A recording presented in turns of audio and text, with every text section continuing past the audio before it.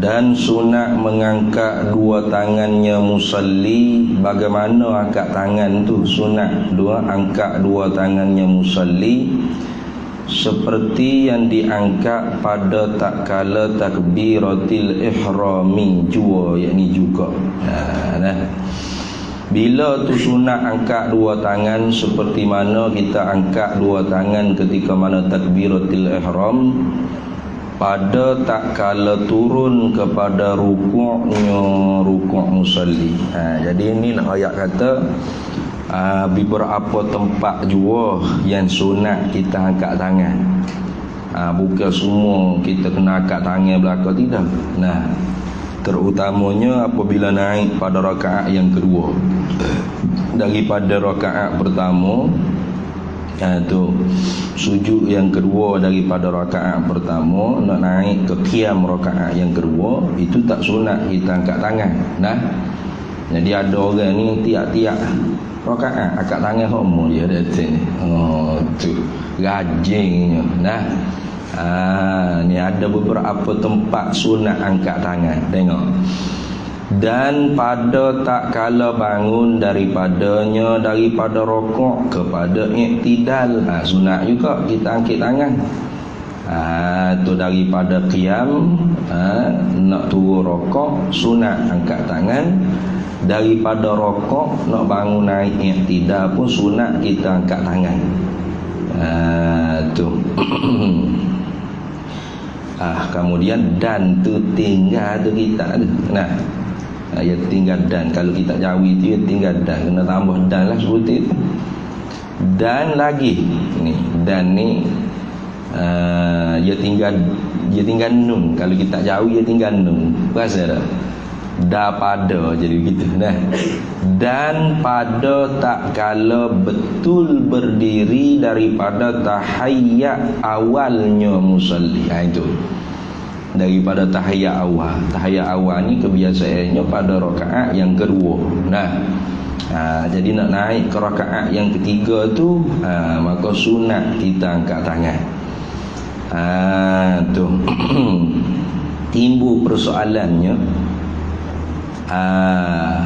kalau kita tu makmum yang masbuk. Bagaimana? Makmum yang masbuk. Makmum bukan yang muafiq lah, yang masbuk. Artinya dia mari tu rakaat pertama dia, rakaat kedua tu imam dah. Contoh. Maka tu imam tu bila rakaat kedua dia tasyahud awal adalah, dia tahiyyat awal. Makmum baru rakaat yang pertama. Maka soalnya apakah sunat juga dia angkat tangan padahal tasyahud ketika itu tasyahud sebagai ikut bagi imam, bukan tasyahud awal dia dah. Tasyahud awal dia ya. Nantilah tengoklah. Maka jawabnya sunat juga dia angkat tangan. Kalau kira-kiranya bukan tasyahud awal dia. Tasyahud awal dia nya nulah nanti rakaat terakhir imam tu tasyahud awal dia kalau kira-kira. Tapi oleh kerana dia tu duduk pada tempat tasyahud awal bagi imam, maka imam tu sunat orang panggil angkat tangan, maka dia pun sunat juga angkat tangan. Ini kadang-kadangnya ada juga orang tanya. Tu dia boleh dah angkat tangan sebab bukan tasyahud awal dia. Jawabnya sunat juga angkat tangan. Sebab apa? Sebab dia ikut pada sunatnya imam. Gitu. Jadi ingat itulah orang panggil beberapa tempat yang disunatkan angkat tangan. Lain daripada hak ninya tak sunat angkat tangan. Jadi kalau kita angkat tangan juga berarti perbuatan kita tu dia panggil perbuatan ajnabi, perbuatan yang asing, suku sakat yang tidak dituntut pada sembahyang. Kalau dia bergerak tu orang panggil seretak. Satu, dua, empat, gerak kepala habis batal semaya dia. Tu. Jadi ingat ni benda begini pun banyak lagi orang tak lepas ni. Tu banyak lagi orang tak lepas. Duk syarah hak pelik-pelik buat apa. Pada hak ni pun ramai mana orang tak lepas. Nak tahu lepas tak lepas nanti tengok semaya jemaah. Tiap-tiap rakaat dia naik piah akak tangan semua. Nah, awak kau meta sunat akak tangan semua dia nya. Dah. Sunat satu takbiratul ihram. Yang kedua daripada qiyam nak pergi ke rukuk. Yang ketiga daripada rukuk naik i'tidal. Daripada i'tidal nak turun sujud tu tak sunat angkat tangan tu. Dan nama Allah sujud angkat tangan juga berat dah tu. Tu. Kalau angkat tangan maka boleh bawa batas semaya. Nah, kerana perbuatan tu perbuatan ajnabiyah. Lagi sunatnya ketika mana naik pada tasyahud awal. Itu dah. Itulah orang panggil beberapa tempat yang sunat kita angkat tangan. Kemudian angkat tangan bagaimana? Angkat tangan seperti angkat tangannya kita pada takbiratul ihram. Nah. Tu. Kemudian setelah mana kita angkat tu jangan kita rembah pula tangan kita. Ini pun mesti dijagai. Nah, kata orang tu Allahu akbar. Dia letak tangan dia. Nak tunjuk something ke mana dalam semaya dia tu ni. Letak pasal apa? Nah, duk hayung gini ni silat hari bulan batal juga semayanya. Nah, jadi bila kita akak kita jatuh tu molek lah. Nah, lurus straight. Biar tertib, biar tening orang Kelantan panggil tu ni. Tu biar jaga dalam semaya ni. Jangan Allah akbar. Hayung. Ada tu jenis gitu tu banyak tu. Nah, itu pun boleh membawa batal juga semaya. Kalau silap hari bulan tak kena cara kan.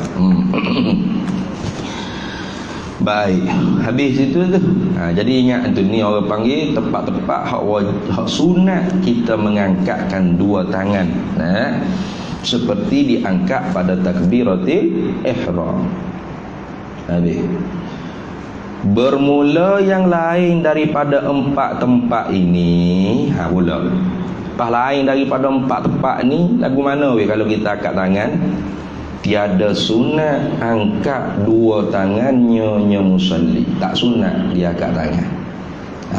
Kenapa? Littiba'i sunnatin Nabi sallallahu alaihi wasallam. Kerana nak mengikutkan bagi sunnah Nabi sallallahu alaihi wasallam.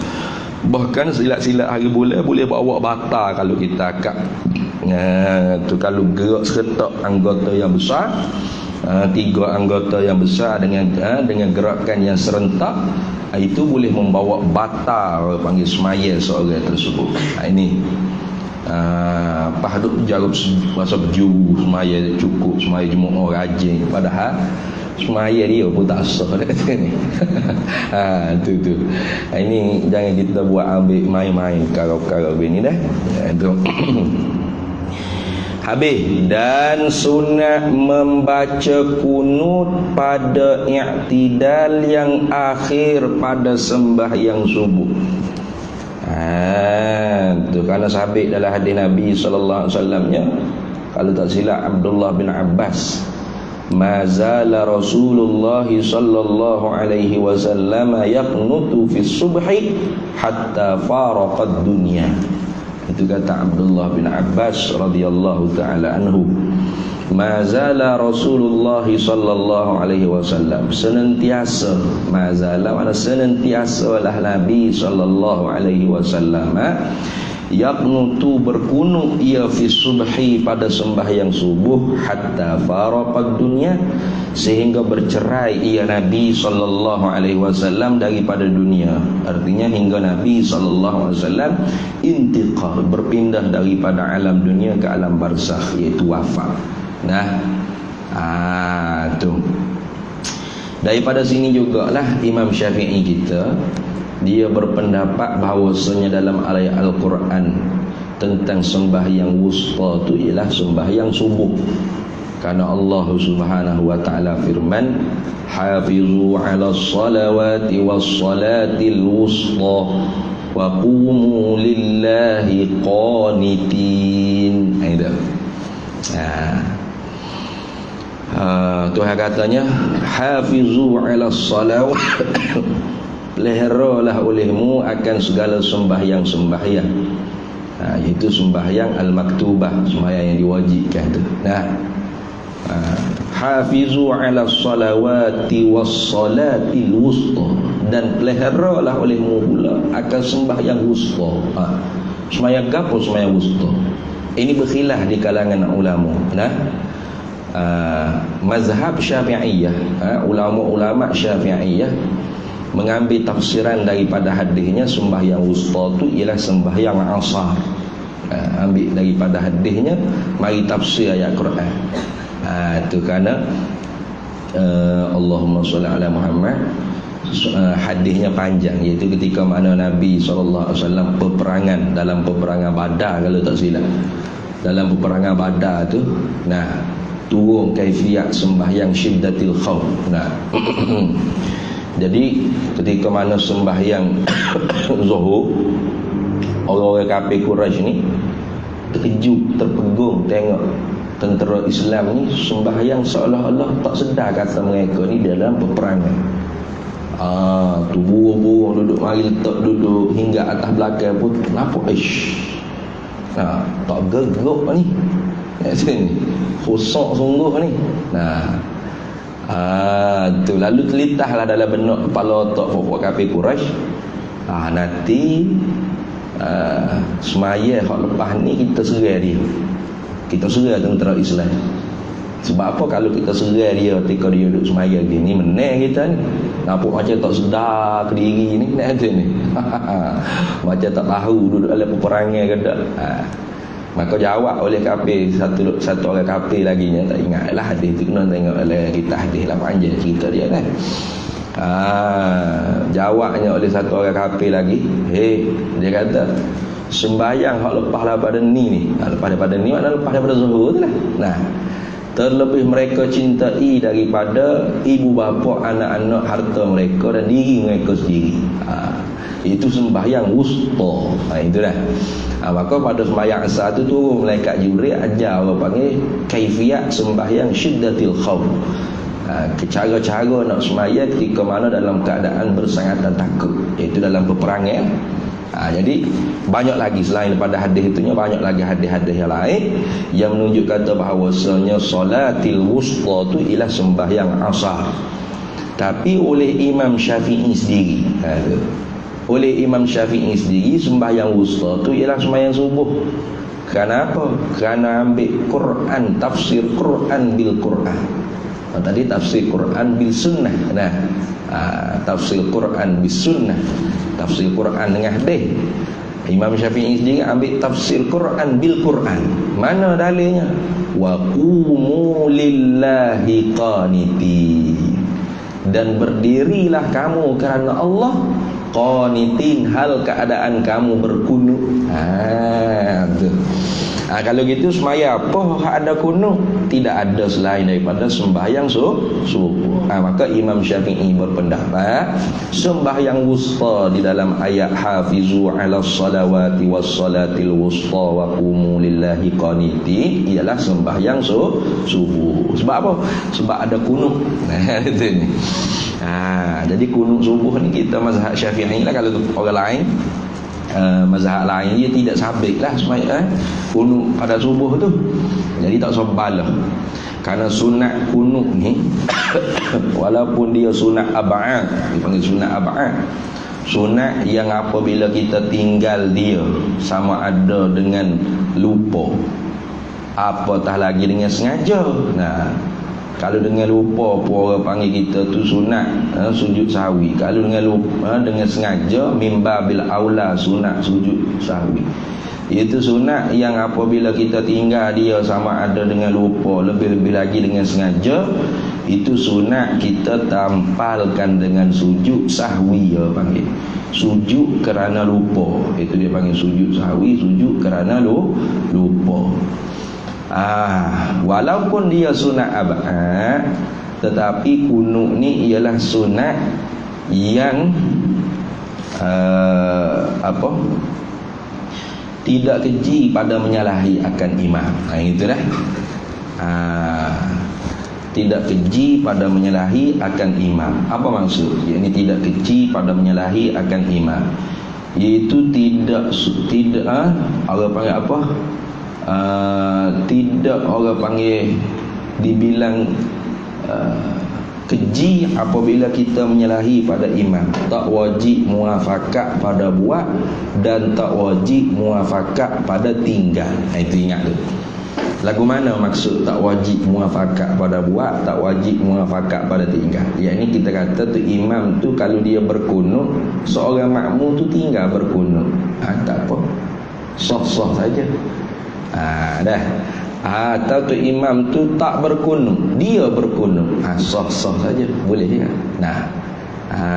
Tu tapi kunut kita pendek sudahlah. Maka sebab tu kunut, sekurang-kurang kunut ni hasil orang panggil asal sunat bagi kunut tu dengan adanya orang panggil doa dan as-sana. Ad-doa dan as-sana. Apa ad-doa? Minta dan puji. Contoh kita doa Allahumma ghafirli ya ghafur. Itu orang panggil kunut pendek tu. Tu doa ngaji ni kunut pendek lah. Kunut. Bukan gitu kunut pendek. Hasil orang panggil sunat kunut ni dengan adanya orang panggil doa dan puji. Mana? Contoh Allahumma ghafirli ya Allah Tuhan ampunilah aku. Itu doa. Ya Ghafur, hei yang Maha Pengampun. Itu kan puji.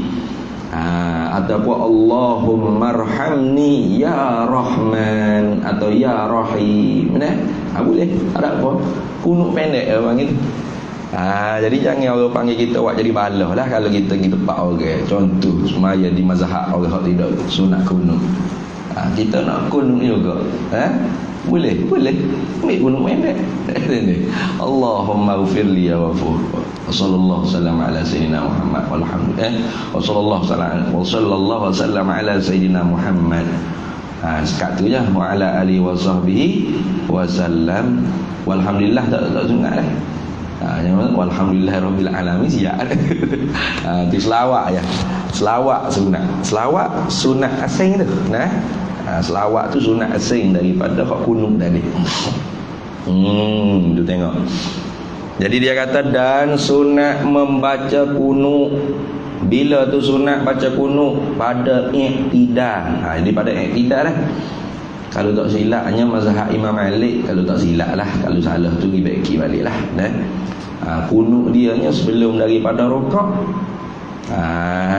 Tu khilaf dah dia ni. Dia sebelum nak rokok tu dia kunut. Lepas tu baru rokok. Tidak ada kunutnya. Jadi kita dah tepat bagi baca kunut tu ialah pada i'tidal. Dan sunat membaca kunut, mana tu sunat baca kunut? Pada i'tidal. I'tidal mana sifat bagi i'tidal? Yang akhir. Mana yang rakaat yang akhir pada sembahyang subuh. Jadi sebab itulah apabila seorang makmum yang masbuk dia mari maya subuh tu imam rakaat kedua dah, dia baru rakaat pertama, maka dia kunut ketika mana rakaat yang pertama tu kunut imam dia. Maka nantinya dia kena tambah lagi serakaat sebab dia baru serakaat. Maka adakah dia tu sunat baca kunut? Sunat pula kan hak tu kunut dia. Hak tadi dia duk baca kunut tu kerana mutaba'ah lil imam, kerana ikut akan imam. Adapun kunut dia sendiri tu mestilah juga pada rakaat yang terakhir dia pada sembahyang subuh. Iktidal yang terakhir pada sembahyang subuh. Itu. Dan sembahyang witir, itu sunat juga tu ada kunut pada rakaat pada iktidal yang terakhir. Tu sembahyang witir. Tapi bukan sekalian witir tak. Witir mana? Pada nisfu, pada separuh yang akhir pada bulan Ramadan. Itu artinya masuk ke 15 adalah. Tu masuk separuh pertengahan yang terakhir daripada bulan Ramadan. Kalau dia semaya witir 3 rakaat, maka rakaat yang ketiga tu pada iktidal yang terakhir, rakaat yang ketiga tu sunatlah dia tu apa? Kunut. Kunut sama seperti kunut subuh juga. Bacaannya sama. Dan pada tiap-tiap sembahyang ni sunat juga. Tapi orang panggil sunat kunut ni kunut nazilah. Kunut nazilah. Dan sunat membaca kunut juga pada iktidal yang akhir pada tiap-tiap sembahyang 5 waktu. Tapi bila? Pada ketika turun bala. Turun bala. Lah ni bala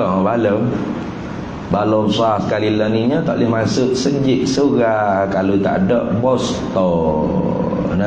Itu bala besar sekali. Bala paling besar sekali. Tu jadi akhirat esok kalau Tuhan tanya JK masjid, JK surah, kenapa tak bagi orang tu semaya masuk semaya? Jawab kata, saya hanya menurut perintah atasan. Terah jawab lagu tu. Nak tahu lepas ke tak lepas? Tembik kecek lebih-lebih sikit. Nak tarik tauliah aku tak ada pasal-pasal. Ada sungguh. Tapi kena kecek juga. Biar kena tarik pun tarik lagi lah. Masjid ni hak orang Islam, wakaf untuk orang Islam, bukan hak milik orang tertentu. Bagaimana boleh kita jadikan masjid ni hak milik mutlak individu tertentu, walau dia seorang raja sekalipun? Tak boleh itu. Walau dia seorang raja sekalipun, tak boleh kita buat jadi milik tertentu, orang-orang tertentu, jabatan-jabatan tertentu. Jadi apa beda buat masjid besar-besar kalau hak milik orang tu orang ni? Masjid ni wakaf. Nama masjid ni orang panggil wajib wakaf. Hak orang Islam. Bagaimana boleh kita kata orang Islam tak boleh masuk kalau kena tambah lagi syarat nak masuk masjid? Ada gitu. Kena tocok poster pula. Ada lagi tak sebut lah hadis Al-Quran ada sebut itu. Bid'ah tu. Bid'ah tu. Kita buat kerja bid'ah. Untuk kesihatan, untuk keselamatan. Lepas tu dia mau duk beripu ramai-ramai kalau buat politik tu tidak pula. Duk soal poster tak poster. Tak ada jarak ke apa tak apa pula tu. Wah Covid ni. Kita nak kata dia wabak, seumpama wabak ta'un, rasa tak siapa lagi tahap tu. Sebab orang yang kena sehat klik pun belana-lana. Itu ni. Kalau wabak seumpama ta'un tu 2 jam kita kata, adanya kalau tak berubat mati. Hak tu sungguh kalau kita nak kata wabak besar. Tu ada pun Covid ini. Hak tak berubat, tak ada ubat tu kan. Ya macam demam gitu lah. Kalau demam tak segi masjid aku jakit dengan orang duduk rumah kuarantin gitu lah. Kabar-kabar telah obat tu, obat ni Panadol tu, Panadol ni klik sihat pula. Gitu. Ni kena pula. Kata ni. Kau jadi cocok vaksin ke? Booster tak booster pun test Covid positif betul lah. Memang lah dia kata. Tidak kata vaksin tu untuk menghalau daripada kena Covid, cuma jadi kurang orang panggil efek dia. Iyalah. Maknanya benda tu tak jelas, duduk di zani. Itu nak cerita kata tak jelas di zani. Ni pelajar pondok Ambo ada orang hak tak vaksin langsung, jangan kata seduh dua tu. Tak kena ya, tak ada mega pun dia sehat molek-molek duk jalan di pagi pagi. Demo hak vaksin bodoh selok ke pakat kena habis Covid. Hak booster alhamdulillah lah ada hak tak kena. Jadi benda tu tak boleh lah kita nak buat jadi kerah. Lagu mana berjanji mula kata tak paksa. Kerajaan tidak memaksa rakyat untuk cocok booster, hanya galak. Dos penggalak. Nama penggalak lah ni tidak jadi penggalak dah. Galak apa ni? Bukan penggalak dah. Galak dah. Siapa nak masuk masjid surah apa? Kena ada booster. Nah, lepas tu kalau orang tak semaya sebab tak ada wasta, apa nak tanggungjawab? Ada ni. Orang yang buat arah tu nak tanggungjawab seksa. Nah, tanggungjawab seksa. Tu. Kalau bagi hamba lah, tak kena lah buat syarat bosta tak bosta. Orang cocok dua duh tu pun pada dah. Nah, ikhtiar cara lain lah. Nah, lepas ni mari menata apa pula. Mak pak kerong, kalau ni umi kerong, lepas ni abah kerong, nah, nenek kerong. Lepas kena duk cocok sampai kemapuh tak habis selesai kena cocok. Lepas apa nama hijau lagu tu dah.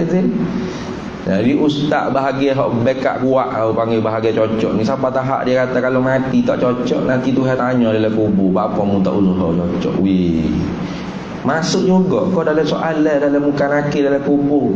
Nah, limaza anta lam cocok dus penggala. Kenapa kamu tidak cocok dus penggala? Itu masuk ke dalam soalan kubur. Ya usaha ni dia banyak. Nah, tak semestinya dengan cocok. Cocok waxing tu satu daripada ikhtiar usaha juga. Selain daripada tu ada lagi makan ubat tu ke, herba kayu ni ke, nak vitamin tu ke. Ya kerana nak imun dalam tubuh kita ni kuat. Gitu je. Nah, kalau orang itu lemah kan, cepat kena serai lah dengan menata COVID itu. Ni. Kalau gagah, nah, kuat stamina dia. Nah, exercise rajin berpeluh gapo makan vitamin tu sayur ni ulen ni. Nah, itu pun sebagai bentuk ikhtiar juga. Jadi luah sebenarnya ikhtiar ni luah.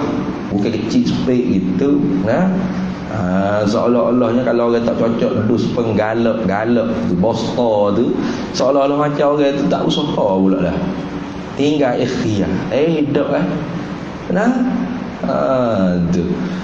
Kita tak cocok lagi ni dus penggalak ni, tak cocok lagi dus penggalak. Nah, nampak lebih kuat lagi daripada orang yang cocok dos penggalak tu. Dah. Itu. Kerana Tuhan belaka lah. Tuhan belaka we sihat kau berapa ni nah. Tu. Jadi tanggungjawab lah akhirat esok kalau kita halal orang daripada masuk rumah Tuhan. Kerana apa? Kerana buat syarat perkara hak bukan-bukan. Nah. Bosta tak bosta gapo ni syarat kena ada bosta dulu baru boleh masuk sejid surga. Tu mari di mana tu? Nah, nak hujah dengan gapo tu? Nah, nak hujah dengan darul mafasid muqaddamu ala jalbil masalih, tak masuk. Menolak kerosakan itu lebih diaula diutamakan daripada menarik maslahat. Kerosakan apa? Kalau dia tak cocok dos penggalak tapi dia sehat boleh masuk sembahyang apa je.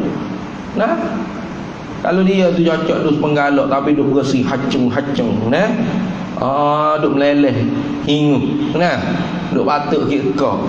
Jangan pergi mari lah masjid. Gitulah juga dah. Tak sehat lah saya mari masjid. Cukup. Ni tak sehat apa mari juga duk tenyeh juga mari gelenyah-geletah habis jaket tutup masjid kira seko. Tu pun jenis wadah atas belakang orang panggil. Nah, tahu dah tak sehat ke, demam duk hacung bersih, tak suruh mari masjid surau, wanyanya kau ke, takut jakit. Gitu juga dah. Nah, gitu juga dah. Tu kita menjaga dah orang daripada kena jangkitan virus. Daripada berbanding dengan orang tu tak cocok bosta, menata bosta tu. Nah, dia sehat. Jangan masuk, tak boleh. Semayang ke rumah. Allah. Nak tanggungjawab saya akhirat. Kira orang tak semaya tu kita nak tanggung. Nah, fikir-fikirlah dengan kepala otak. Nah, tu sebab tu tanah pondok hamba tu dia duk suruh gilah untuk majlis agama, tukar tanah majlis agama abahmu. Nah, gigi aku buat masjid siap-siap besar, hak dia tak boleh masuk, tak boleh itu. Nah, tak payah. Itu ni. Tu susah jadi. Nak nama majlis agama kan hak dia, patu hak dia, ni ikut dia untuk arah hegap. Kita nak taat belaka. Nah, tanah nama dia. Ni. Hak cari duit pelah jumpa tai ke hulu ke hilir nak buat sebutir masjid itu kita. Nah, bos siap molek dia. Patu undang-undang dia. Biar tak ada dalil, tak ada nah gapo apa. Nah. Tu marah tu nanti. Pakai buat. Dia tak tahu dalam tu tak ada orang-orang jenis berilmu dia. Nah. Bahas tu. Nah. Tilik molek tengok. Nah, memanglah tasarruful imam ala ra'iyah manutun bil maslahah. Tapi maslahat gaponya kita nak tutup. Jangan bagi orang hak bos tak bos masuk masjid. Maslahat gapo? Ya ada dia. Kalau dia tak bos tapi dia sehat. Nak kan? Masuk jelah sembahyang. Hui jelah. Berbanding orang hak poster tapi duk hacung bersing. Ni kita jangan pergi masuk. Tak kira mu poster tak poster nak kau bersing tepek ke hak hingung atas muka gawang masjid sini. Hacung pun lekat hingung muka gawang masjid. Ni kau jangan masuk gigi balik-balik. Mudah main ni. Sakit ni nanti berjakit dengan orang duk batuk gapo dah ni. Patut sepatutnya gitu jugaklah. Kesihatan tu hak penting. Bukan poster tu hak penting. Kesihatan. Kalau ni nak nego lah ni. Ni. Dah. Kalau nak nego ya tu terang. Nak itu ni. Tu kalau kita betul-betul ke orang panggil sehat, sakit demam, rayak, kita kena buat cara bijak lah. Nah. Tu. Hak cara bijaknya lagu mana? Orang sakit kan dia mari masjid. Gitu. Nah, sebab sakit, bimbang takut jakit ada auto. Orang ni kalau tak sakit tak apalah. Dia sehat kan? Nah. Tu dia sehat. Sakit demam orang ni ke Tuhan buat serupa belaka. Ni. Aduh. Jadi bukan kita anti vaksin dah. Yang mau kata ustaz ni anti vaksin. Dah aku cocok dah dua dah. Nah, aduh tamu tu sampai jatuh laju. Takut aku ingat kena mati dah ni. Nah, laju pelat. Ni tak tahu lah teman tu cocok 3 bulan jatuh di mana. Kat dia tak ada tanggungjawab. Nah, kalau mati sebab sakit jatuh ni pelik apa. Nah, mati lah. Bel sakit jatuh. Kalau tak kalau orang panggil mati dengan sebab tidak cocok Omicron.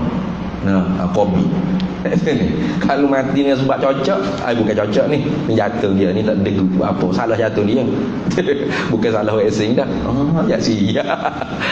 Aduh.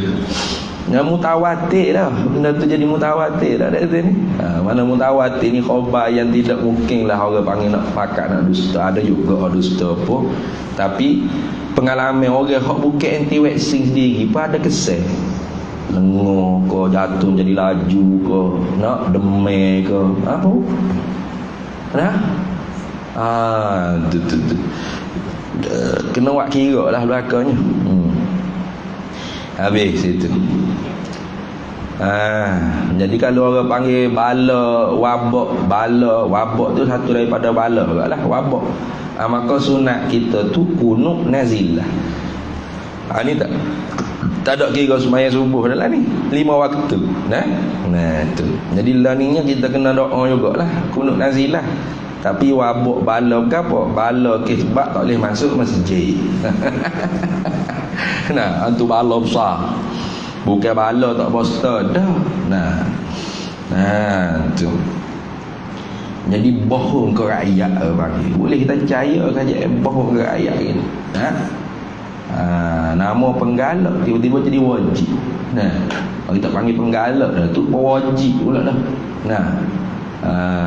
Jadi kalau penggalak biar penggalak sungguh. Jadi orang hak berahi ke cocok kat biar dia nak cocok. Kita tak ada halal. Nyanyi ke orang hak tak sih. Apa? Dia takut. Sebab ada dah pengalaman cocok seduh tamu dah kedua tu ada efek ke gapo ada tu ni. Ai tambah hak 3 ni ai tak yakin bah. Nak buat apa dia? Dia kurang yakin. Ni. Tapi dia sehat. Kalau dia sehat tak apalah boleh main masjid lah. Nah, tu lagu tu kita ni nak jadi sehat rakyat. Mungkin mungkin nak buat mampu rakyat dah.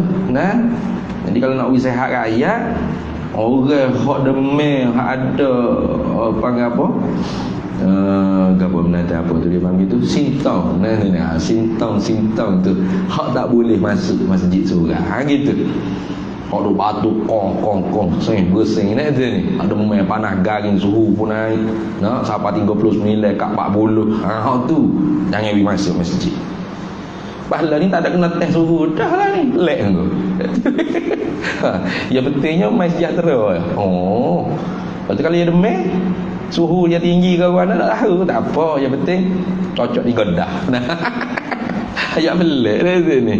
Sepatutnya kena test suhu lah. Tu baru betul nak jaga kesihatan rakyat. Nah. Jadi kalau dia tu tak sihat, jangan pergi mari masuk masjid. Walaupun cucuk 10 dah kali pun. 10 dah. Tu penggalak, penggila, penggula habis segala cocok. Nah. Tapi remeh selok tak boleh nak. Tak usah. Sama masjid. Gitu je, cukup dah.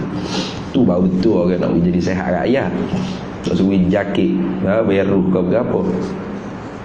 Ni bukan nak sehat rakyat lah ni. Nak paksa rakyat ni benda yang tidak wajib. Benda yang asal dia sendiri tidak wajib lah kali. Dia sendiri kena buat wajib juga. Okay. Mana yang kunut? Iaitu kunut. Iaitu kunut. Ni orang panggil baca kunut hak sempurna ni, seakmal-akmal kunut.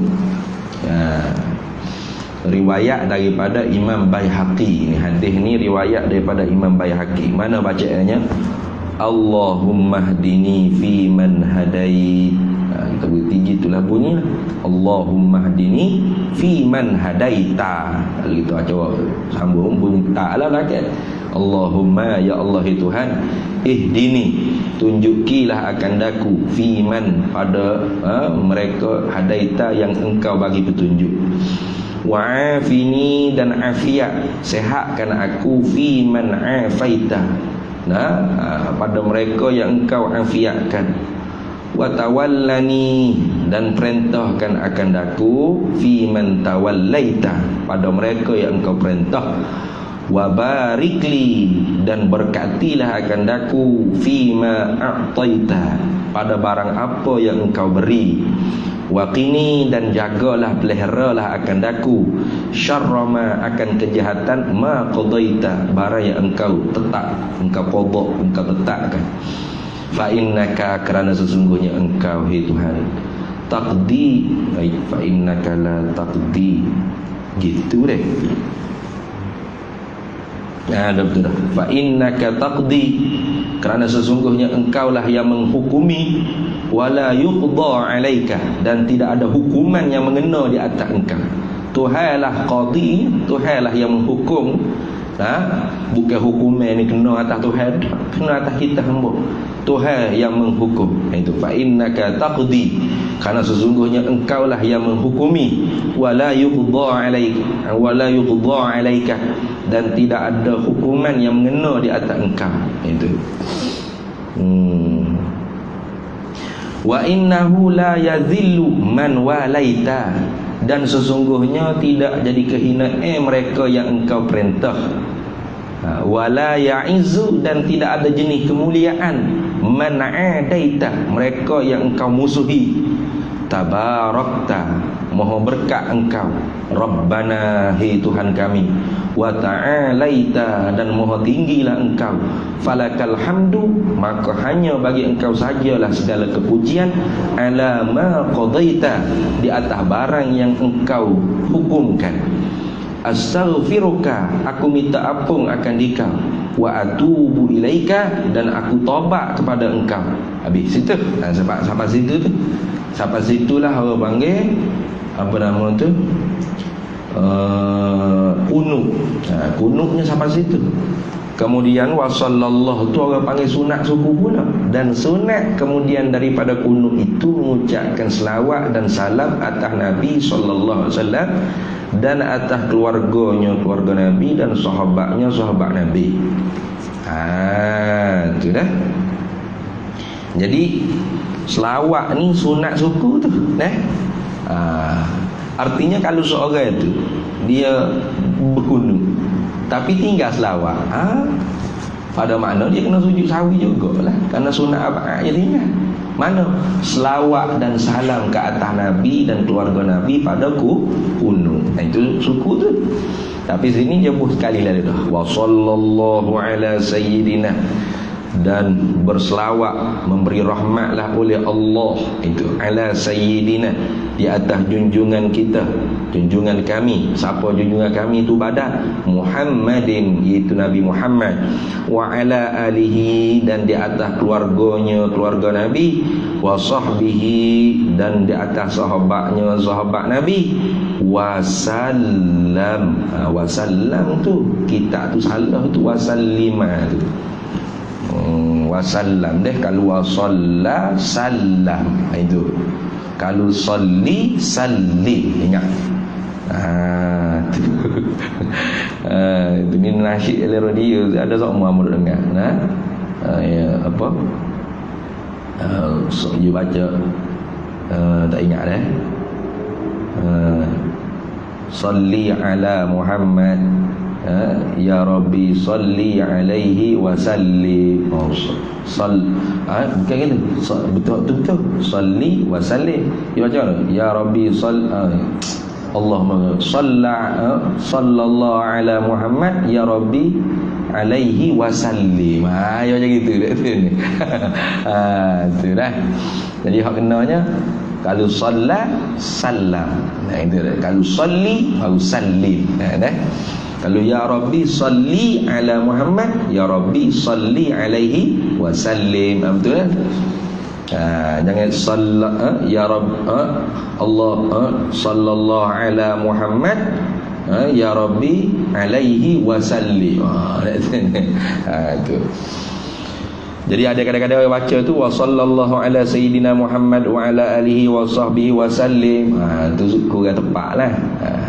Kurang tepat dengan kaedah nahwunya. Kalau hak betulnya wa sallallahu ala sayyidina Muhammad wa ala alihi wa sahbihi wa sallam. Lepas tu walhamdulillahirabbil alamin tu tak sunat dah. Sujud lalu itu. Dan sunat bagi imam membaca akan dia kunut dengan lafaz yang umum, yang am, mana yang umum. Atau dia ganti dhamir lah. Kalau tadi Allahumma hdini, ganti Allahumma hdina. Nah. Allahumma hdini, Allahumma hdina, wa afini, wa afina, wa tawallani, wa tawallana. Itu. Wa barikli, wa barik lana, wa kini, wa kina, astaghfiruka, nastaghfiruka, wa atubu ilaih, wa natubu ilaika. Itu kan. Kalau kita jadi tu imam tu, kita gantilah. Sebab kita tu imam ni, bukan kita pemayasa kan. Nak bawa orang lain amal belakang lipat. Itu. Dan sunat angkat dua tangannya musalli menadah kepada langit. Tu sunat angkat tangan. Itu sunat ruku tu. Artinya kalau tu seorang tak angkat tangan, dia baca Allahumma hdini fi man hadait, ayat pun baca pun. Tapi tak ada lah pahala angkat tangan. Jadi angkat tangan ni sunat suku. Sunat hay'ah ya. Sunat hay'ah. Dan sunat angkat dua tapak tangan menadah kepada langit. Bapa tadah ke langit? Sebab kiblat doa ialah langit. Bukan Tuhan duduk langit lah. Tu. Jadi isyarat kepada langit ni ada dua. Pertamanya pada doa kerana kiblat. Doa ialah langit. Yang keduanya kerana isyaratun li'uluwillahi ta'ala, kerana isyarat kepada sifat ketinggiannya Allah Subhanahu wa ta'ala. Bukan Allah duduk langit kan. Berimanlah kepada Allah. Kadang-kadang orang duduk syarat kayak tunjuk gini. Bukan makna Allah duduk langit. Isyarat kepada uluwi miqdarih. Ketinggian sifat ulu Allah Ta'ala, sifat tingginya Allah Ta'ala. Itu. Jadi orang duk faham kata bila tunjuk isyarat ke langit, maknanya dia mengakui Tuhan duduk bertempat di langit. Bukan. isyarat ketinggian sifat Allah Ta'ala saja. Bukan Allah bertempat di langit dah. Allah tidak bertempat di dalam alam, di luar alam, di langit ke di bumi, jihatus situn, jihad yang enam. Tidak, Allah ada tanpa bertempat. Gitu dah. Kalau ada tunjuk ke pihak langit itu, bukan dia nak ayat Tuhan duduk langit, itu isyarat kepada ulu, tinggi. Orang panggil sifat Allah Subhanahu wa taala. Nah, orang panggil apa? Sifat apa dia panggil ulu maknawi, dia panggil. Tu ulu maknawi, tinggi secara makna. Tu bukan ulu secara hissi. Nah, tinggi secara hissi ni macam tengok kipas tinggi tak? Tinggi dah. Tinggi. Di mana kipas? Tu. Tu tinggi tu. Tu boleh tunjuk. Tu orang panggil apa? Tunjuk kepada tingginya kipas secara hissi. Apa? Boleh tunjuk ada lawan baginya rendah. Itu orang panggil tinggi hak hissi. Mustahil Allah Taala gitu. Kalau tinggi Allah Ta'ala secara hissi, bermakna tinggi Tuhan tu bukan kerana sifat dia hakiki. Tinggi sebab langit tu tinggi, gitu kan. Contohnya kita naik pergi duduk di atas apa nama apa tu? Allahumma shalli ala Muhammad. Allah tak ingat menara KLCC. Ya Allah, duduk sini tak ingat menara KLCC juga aku. Sebab ada menara baru pula lagi tu. Menara Najib tu. Tu menara KLCC kan. Bila kita naik, tinggi tak kita? Tinggi tak kita? Tinggi. Tapi tinggi kita kena khabar diri sikit, bukan sebab kita tinggi.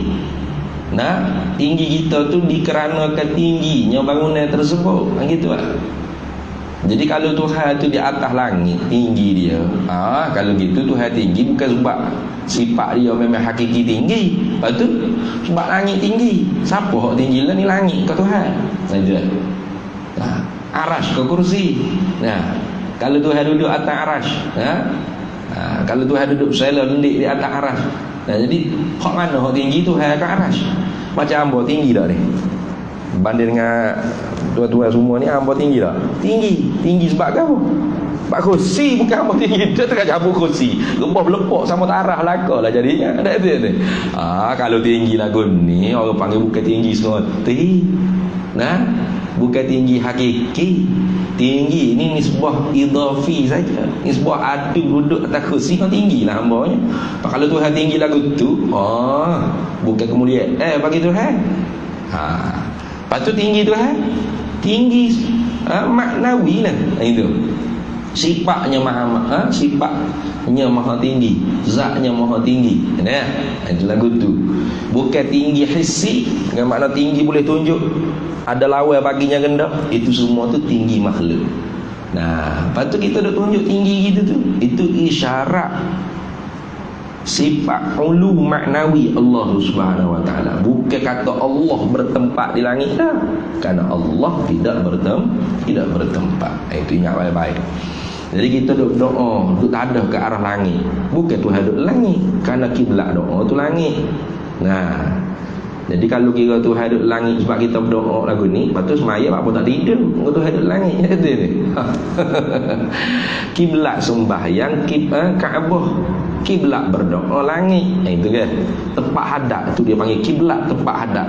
Bukan Tuhan duduk di Kaabah atau Tuhan duduk di langit. Itu tak ada tangan tu sunat angkat dua tangan musalli menadah kepada langit, ini menadah kepada pihak langit berbetulan dengan dua bahunya. Betul, berbetulan. Lebih kurang lah tu. Jangan duk ukur lama ambil pembaris pula lah semaya ukur tu kedok. Berbetulan ni orang panggil takriban, berlebih kurang. Bukan duk suruh ukur tak. Sama tak ni. Sudah tak pembaris. Tak lah. Tu berbetulan dengan dua bahu ni orang panggil apa? Takriban. Bila tu sunat akik tangan pada tiap-tiap doa.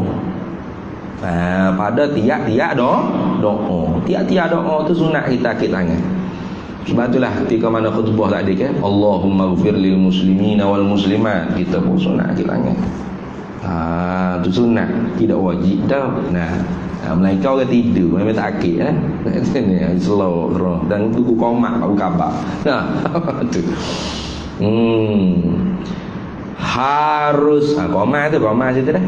Harus melampaui daripada 2 bahu. Harus kita nak akak tinggi sikit, lebih daripada 2 bahu. Kalau orang panggil berbetul dah bahu ni gini ya. Allahumma hdini fi man hadai. Bolehlah. Sunatnya kita akik gini, berbetul dengan bahu kita. Lepas tu kita nak akak tinggi harus. Harus. Bukan haram dah. Kamu tengok orang akak langsung pelik dia. Atau sudut pelik lah, harus saja. Harus melampaui daripadanya 2 bahu. Bila tu harus? Pada ketika bersangatan tu. Bersangatah pula dah. Itu dia. Bersangatan hajat musalli. Ada hajat ngoti ni. Kata ni. Allah, ya Allah. Tu sunat. Harus. Bersangatan hajat. Tapi kalau dalam kitab Buya Tutulak dia sebut gini dah. Tengok. Dia katanya mana pula ni, tak jumpa pula ni. Dan sunat bagi tiap-tiap orang yang mempunyai doa, tak semestinya kunut lah ni, tapi dia dalam perbahasan kunut. Dan sunat bagi tiap-tiap orang yang mempunyai doa, mana orang berdoa itu menadahkan 2 tapak tangannya ke langit. Kata sunat dia tadah 2 tapak tangannya ke langit itu kait jika minta menghasilkan suatu. Minta nak hasilkan suatu, Rabbana atina, Rabbana ij'alna, Rabbana bagilah pada aku, jadilah ke aku itu orang panggil sunat gitu. Dan menadahkan 2 belakang tapak tangannya musalli ke langit jika doa tu menolakkan suatu. Tu bila baca doa tu orang panggil Allahumma Allah idfa'anna hadzal waba wal bala, itu tolak, minta tolak. Tolak tu sunat gini. Sunat gini. Ini kalau orang tanya tu ambil mana, ni adalah kitab Buya Tutulak disebut. Ambil mana ustaz ni? Allahumma bihaqqil Fatihah wa binuril Fatihah wa bihaqqi man unzilat alaihi al-Fatihah nas'aluka an tarzuqna as-sihhata fid dunya wal akhirah ya farijal hammi kashfal gham wa yamal 'abdi wa yaqru wa yarhamu dafi'al bala'i wan niqam idfa'anna ya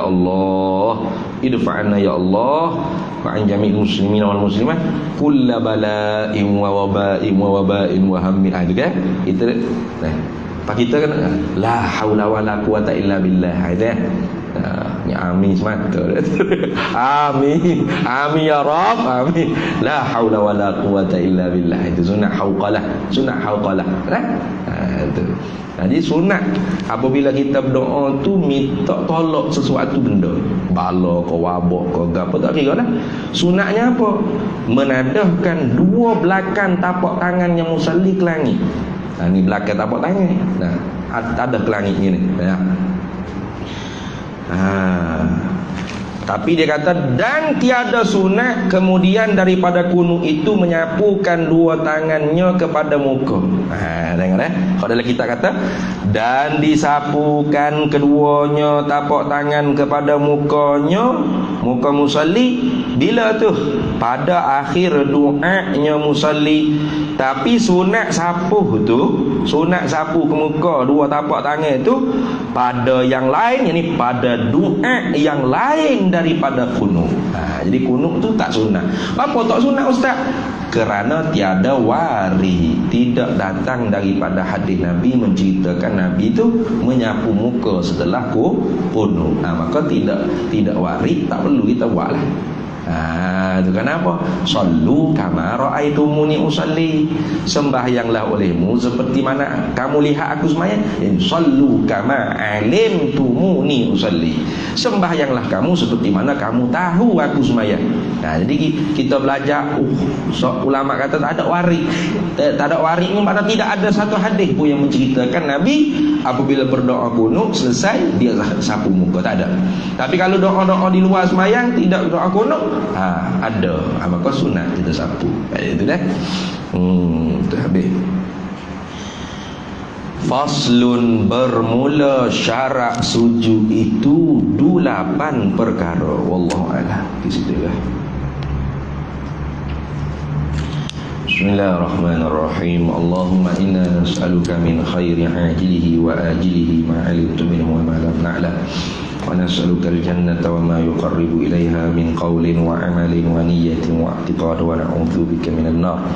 Wa ma yuqarribu ilaiha min qawlin wa 'amalin wa niyyatin wa i'tiqad wa nas'aluka min khairi ma salaka 'abduka rasulika nabiyyuka Muhammadin sallallahu alaihi wasallam.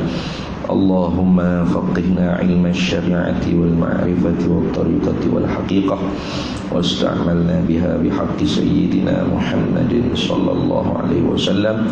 Rabbi fanfa'na bi barakatihim wahdina al-husna bi hurmatihim wa amitna fi tariqatihim wa mu'afatihim min al-fitani wa sallallahu wasallam ala sayyidina Muhammad wa ala alihi wa sahbihi wasallam walhamdulillahi rabbil alamin.